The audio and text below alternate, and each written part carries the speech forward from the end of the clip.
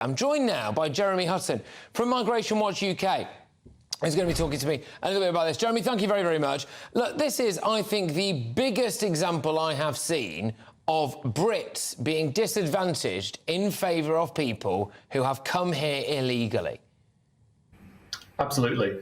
It's very annoying, really, very angering, I suppose, because if migrants are going to be put in accommodation like your report was talking about for British people, the ones with mouldy ceilings and some such, you can imagine that instantly you'd have dozens or hundreds of charities, you'd have bishops, you'd have MPs, you'd have everyone, jumping in saying, "Oh, this isn't good enough. We need to put these poor people in better accommodation." And lo and behold, there'd be some sort of parliamentary committee looking into it, I'm sure.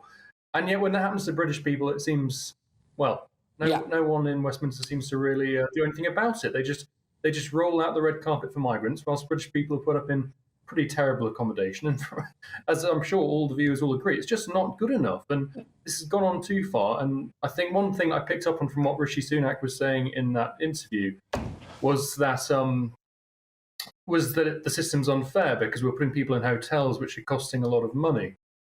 And well, he's right, it's unfair. But the way to make things fair isn't to buy luxury apartment blocks and let the migrants live in there instead. I think most people would say it's better to at least let British people have a chance to buy those. Well, let's do that, or at least do a good attempt, Jeremy. At least do a good attempt of proposing some form of deterrent. And it's no wonder, is it, that we see pictures of the new tactics that they're using, these human traffickers, in these migrant boats now that are crossing the Channel. They have got reinforced bottoms on them, and they are cramming them full of upwards now of 70 people per boat. I think we did have images of those, which would have been quite nice to have had a look at. But and it's no surprise, is it, that now people are in even greater numbers coming? Because what's the disincentive? You might come and be put on a luxury barge, or you might come and get a brand new penthouse in Chelmsford.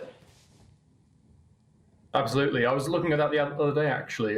Back in 2018, you had maybe 5, 6, 7 people per boat. They were really tiny little dinghies, rubbish things, really. Now, it's in an industrial scale operation with these big dinghies often being imported in from China, sometimes via Germany. And there's a whole supply chain behind this. And like you're indicating, the deterrence clearly isn't working. Thankfully, we've been lucky recently with bad weather, but how long can that continue for? No, indeed. Look, Jeremy, thank you very, very much. Jeremy Hutton there from Migration Watch UK. And just a little bit later on, I will be showing you the video that GB News has obtained, which shows the reinforced bottom of these boats and people climbing into them and the sheer amount of people now that can come across the channel in one of these vessels. Anybody else scratching their heads thinking, hang on a minute, surely we can actually just stop the boats getting into Europe? Jeremy, thank you.